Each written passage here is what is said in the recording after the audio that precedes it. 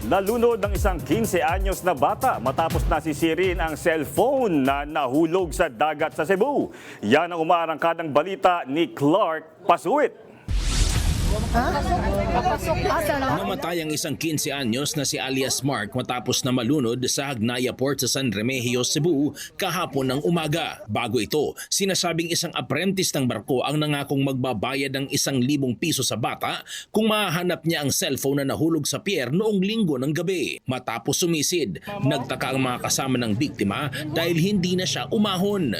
Humingi sila ng tulong mula sa Philippine Coast Guard at agad na ikinasa ang search and rescue operation. Nakita ang bangkay ng biktima kinaumagahan. Isinailalim sa autopsy ang katawan ng bata upang malaman ang tunay na sanhi ng kanyang pagkamatay. Patuloy naman ang investigasyon ng mga otoridad upang malaman kung sino ang dapat managot sa insidente. Mula sa Cebu, Clark Pasuit ng PRTV News, nagseserbisyo para sa Pilipino.